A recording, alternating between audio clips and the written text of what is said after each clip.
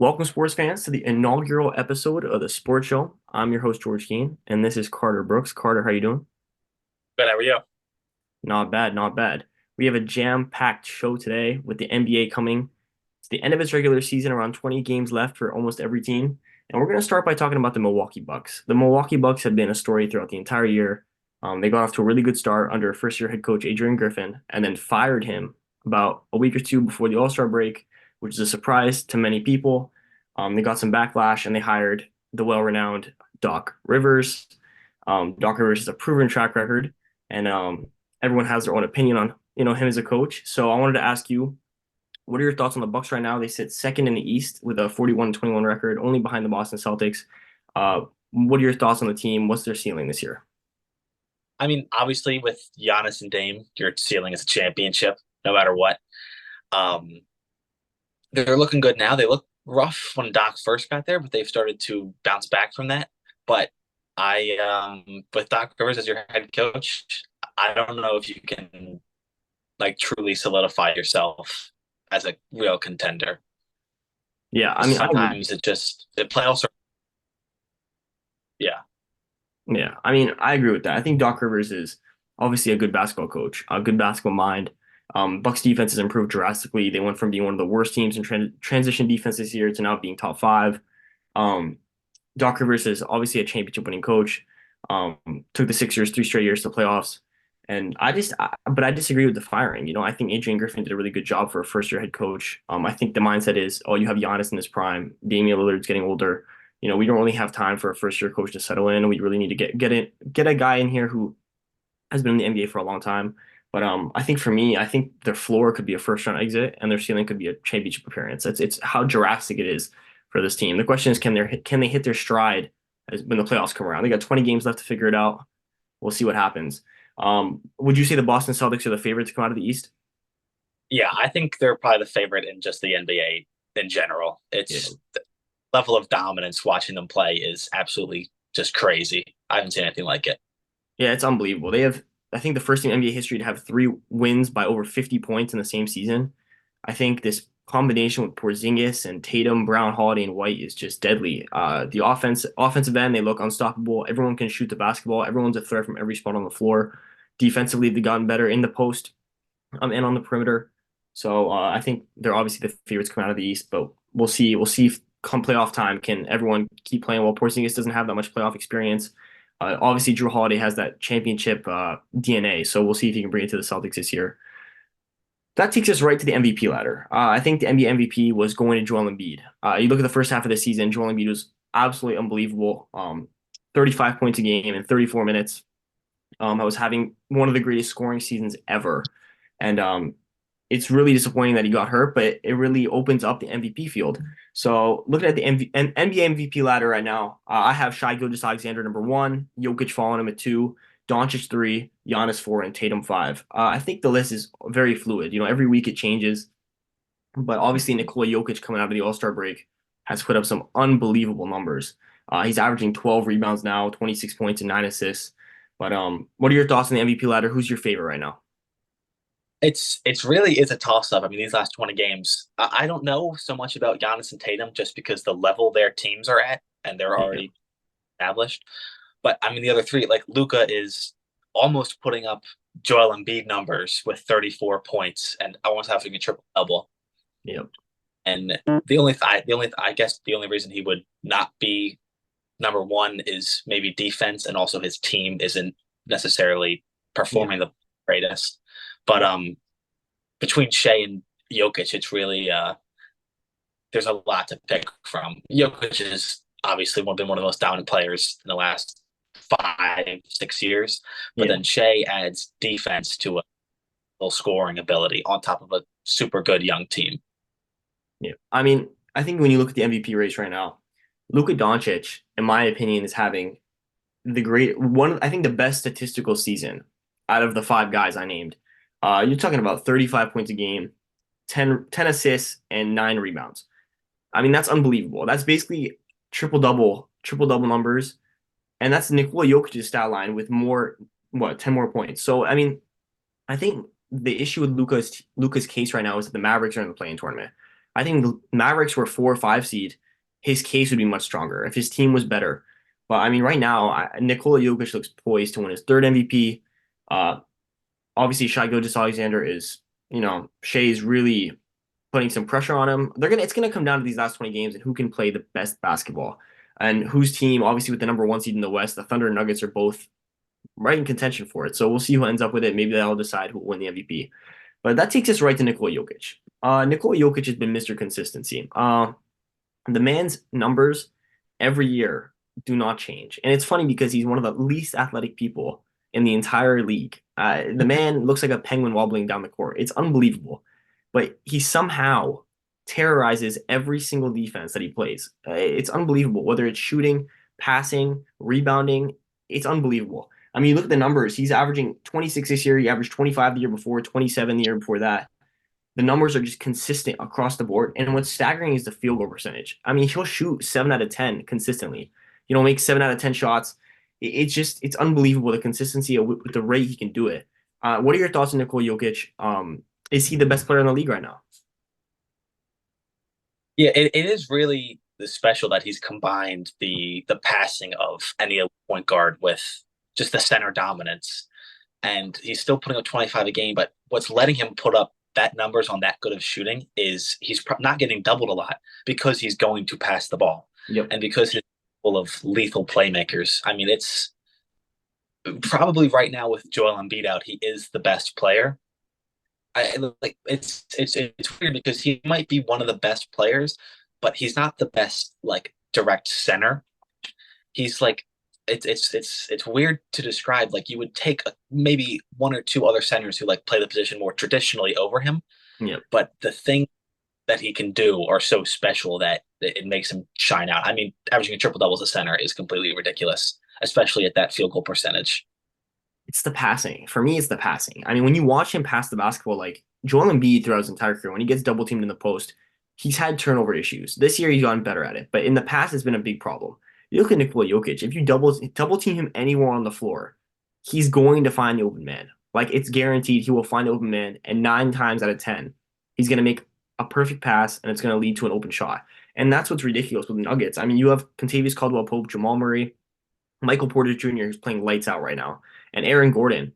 So they have three shooters and a cutter, and Nikola Jokic will hit them every single time and make the right play. And I think that's what makes them so deadly. And that's why they won the championship last year. So do you think the Nuggets are the favorites to come out of the West?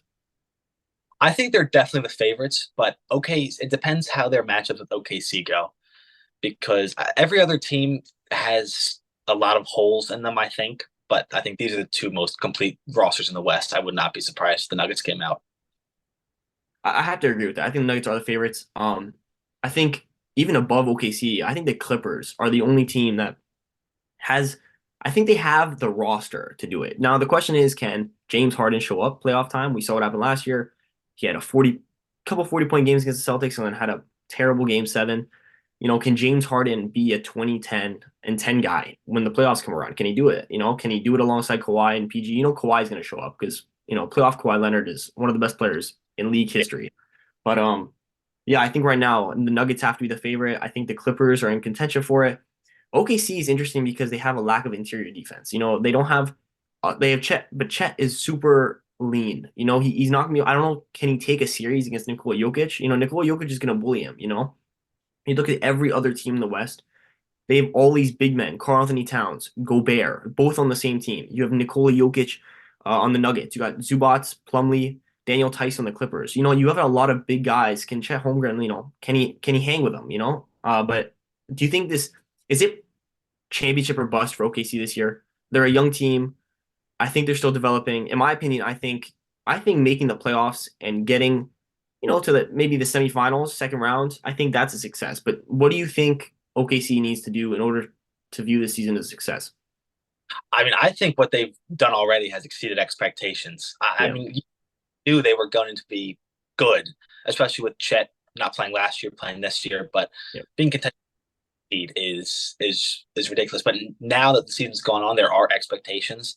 Yeah. They pushed first round, although the West is super deep, so they could have some really tough matchups going on. But Yeah. yeah, I think second round you couldn't be upset if they lost there. Yeah. I think last night we saw the Lakers played the Thunder. Lakers came out on top. I think if that's a first round matchup, I think that's going to be really hard for OKC. You're talking about LeBron James, Anthony Davis, a Lakers team who's starting to play their best basketball this season, playing a super young team, obviously with a star guard and Shai Gilgeous-Alexander. But I don't know. Who do you take in that series? I think I got to go with the Lakers. I think experience is going to prevail. I think the Thunder might be the better team, but I don't think they can beat the Lakers in a 7 game series. I don't know. What are your thoughts? Yeah, that it's definitely going to go 6 or 7 games. The experience of the Lakers and the inexperience of OKC. I mean, for a while, I used to not think that mattered, Yeah, but as or it's like you have to break through your first time to the playoffs to really understand what it's like. yeah, You can compete at that high level. Ah, oh, man, I that is really tough. I mean, it's hard to deny LeBron in the playoffs, so I I know. would take Lakers in 7. But yeah, that would be a rough matchup for OKC if they were 1 seed. They face the 8 seed Lakers. It sort of reminds me of Sacramento last year. You talk about the Kings, they got Golden State in the first round, and I think Sacramento was a surprise to everyone last year. They came in, people weren't sure what to expect. Could they beat Golden State? And they ended up losing to Golden State, but they put up a really good fight. And I think OKC this year, I think we're going to see that again. I think OKC had a great regular season. They have a lot to build on, a ton of picks. Presti's built the team really well, but I think if they end up in a series with the Lakers, um, the Warriors could give them trouble. I think the Phoenix Suns, any of these teams could make it really hard for OKC. And I think a first round exit would be very disappointing, but I don't think it's the end of the world. I think they're not even planning for this season. They're planning for the future. And who knows? Maybe they get another star again alongside Shai Gilgeous-Alexander. I mean, they already have Jalen Williams who's shooting unbelievable percentages, especially from the mid range. So, I mean, they have a lot of stars in the making. So we'll see what happens. But that leads us to another topic. Last couple of weeks, a lot of people have been talking about the top five future faces of the NBA. Who is the league going to go to after LeBron, Curry, KD retire? Who's up next? And so I decided to make a list. In my opinion, I think Luka Doncic, and these players are all 25 and under. I think Luka Doncic has got to be on number one, followed by Edwards, Wembanyama, Tatum, and Maxey. I will say this though, Wembanyama has vaulted himself into number one or two. I'm telling you, the last couple weeks, I think right now, I would take Luka and Ant as the future faces of the NBA. But Wembanyama, his play, the stat lines he's putting up: 5 steals, 5 blocks, 10 rebounds, 8 assists, 30 points. Like it's unseen. He's an absolute alien in the NBA right now. So I don't know. I think as great as Luka and Ant are, I think this is Wembanyama's to take. But we'll see what happens. What are your thoughts? Who do you think the league goes to when all these older guys retire? By the time they retire, it's going to be 3 or 4 years, and Wemby's already made so much progress in Yeah, half. I mean, he's everyone knows what we heard pre-draft. He's yeah, going to be all time. He's an yeah, athletic. He's a guard in a center body. I yeah, mean, he undoubtedly will win probably guaranteed multiple MVPs. yeah, But after him, Luke. I mean, Luca's scoring and his ability to pass and rebound. Yeah, the only thing I mean, I think Wemby is 3 or 4 years. He will be not even just number one, a young guy, number one in the NBA. Like yeah, he will be that guy everyone looks to. And then Ant, yeah, I've really liked. I yeah, mean, he plays good basketball. I don't like his team for him. I mean, the Timberwolves, the yeah, the twin Gobert and yeah, Cat. I don't know. I don't think they're going to get very far with that. yeah, But yeah, I think Wemby would be my one.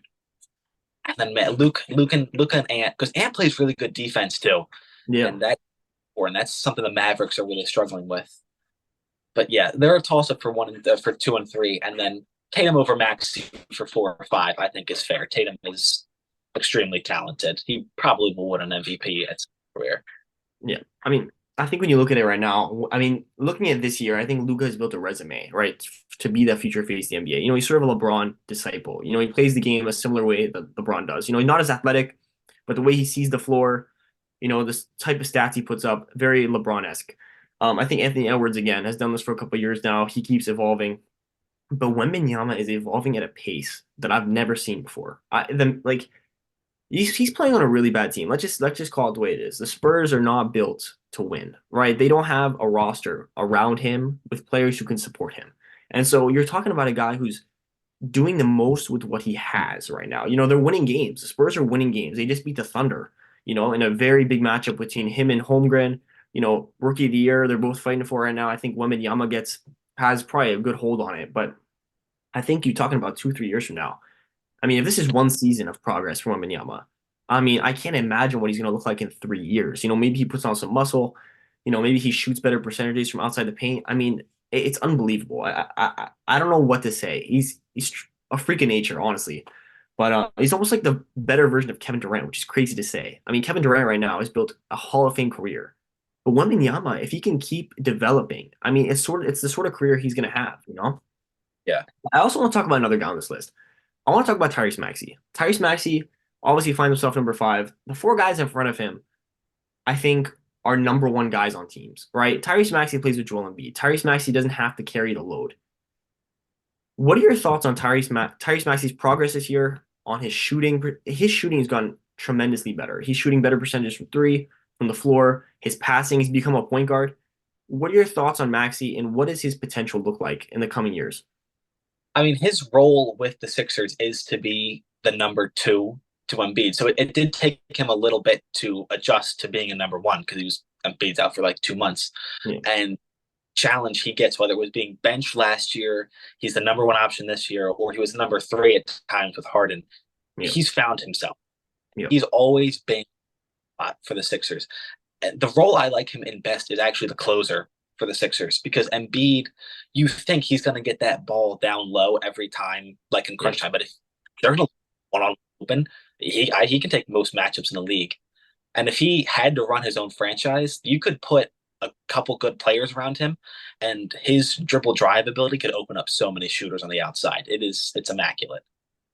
The shooting, I think the most important part for this year for the 76ers and for Maxey particularly is his shooting because Tyrese Maxey's ability to shoot the three ball. When you run the pick and roll with Joel Embiid, if Embiid sets a screen, you almost have to send 2 guys in Maxey to stop him from shooting the three ball. But at the same time, you can't leave Embiid open for a mid-range jump shot. I mean, he's making it 5 out of 10 times, if not 6 out of 10 times. Like he's been unbelievable from the mid-range. So obviously with Paul Reed and Embiid being hurt, Paul Reed can't shoot the way Embiid does, obviously. So Maxey's been having a lot harder time getting good shots off. But when Embiid comes back, Maxey's progress that he's made as a shooter is going to open the floor up so much for him and Joel. And I think the sky is the limit for this team. And I don't know. What are your thoughts? We talked about the Bucks earlier. I think the Celtics are the best team in the East, 100%. But if anyone's going to compete with the Celtics and get to the conference finals and give them a run for their money, who do you think it's going to be? Is it the Bucks? Is it the Sixers? Is it the Knicks led by Brunson? The Cavs? Who is it? I the way I look at the Cavs and Knicks is like they're a piece or two away. Like they might be able to give the Celtics a 5 or 6 game series, Yeah, but I would never take either of those teams. And then with the Sixers, Celtics, and Bucks, it's all matchups for me because whenever I can watch the Sixers play the Celtics or the Bucks, they can handle Giannis and they can handle but when it's we just don't like the Sixers don't have the kind of lineup needed to face the Celtics, yeah, but the Bucks it's kind of a really weird like trifecta that can go around in the East. It's like yeah, if it's the other, then that team's going to lose to the other remaining team. So yeah, I mean, I can see a path for all three of them making it out of the East, but I think it's heavily favored to the Celtics. So the Celtics could still beat the Bucks, and I mean they could sweep them. They won't, but they're yeah. just so. Yeah. I mean, I think you look at it right now. Obviously, you want to get that 2 or 3. I think the Bucks right now they want to get the 2 or the 3, so you can avoid the Celtics until the Eastern Conference Finals. I think you have the 76ers. Obviously, Joel Embiid's not back yet, but he's started on court activities again. I think if you're the 76ers, if you can get into the 6, 7, 2 or 3, and avoid the Celtics to the Eastern Conference Finals, you give Embiid some time to get his legs under him. Maybe you get there and you're healthy and Embiid's healthy and you're playing your best basketball. I don't know. Maybe it's a possibility. But I think it's going to be imperative that they avoid playing the Celtics in the either first or second round. I think that's worst case scenario for the 76ers. it's really worst case scenario for any team in the East. Honestly, no one wants to see the Celtics at all. I mean, and right now, I think the Pacers are, in line to play the Celtics in the first round, which would be a pretty good series. I think Pacers obviously started off the year super hot, offensively unbelievable. But Halliburton got hurt; he's fell off a little bit. I don't know how much trouble they would give the Celtics, but I think right now the East is very open below the Celtics. I think there's a lot of teams who are trying to compete for the second best, while the Celtics are easily the best. But are we looking at the Celtics Nuggets finals? We could we could be seeing it. We should have seen that a couple years ago, but yeah, Celtics they should have come back from they shouldn't have even gone down 3-0. I mean, they're definitely the two best teams in the league. Yeah, we should But have saw it last year, but yeah, something always happens that one of those teams go down. So whether it's OKC or the Clippers upsetting them or the yeah, Bucks are. Oh, and I want to go back to that. I think it would be important for the Sixers if they're gonna face the Celtics to yeah, face them for conference finals yeah, because we have that bug on them that they can never get past the second round. So if they're yeah, facing the second round, it's gonna be like, oh great, here we go again. We're gonna yeah. lose to this team. We're gonna be embarrassed. So if they can make it past that hump, they might ride into that series with real confidence for the first time in years. That's a good point. I think that's the blockade they're trying to break. If they can break that, I don't think whoever they play in the Eastern Conference Finals, that confidence they would get from winning the second round, which has never been done in Embiid's career, would just be even a boost to how well they were playing. How well they were playing at the time. But I guess we'll have to see. Wait and see what happens. I think it's very open. Um, I think Joe Mazzulla plays a very important role in all of this. I think he's a bit questionable as a coach. I mean, I think Nick Nurse is a much better coach than Joe Mazzulla is, but Joe Mazzulla is going to have the opportunity to lead a really good team to the promised land this year. So we'll see what happens. But Carter, I want to thank you for joining us. It was a pleasure having you, and hopefully we can do this again sometime. Yeah, definitely will. Thanks for having me on. It was great.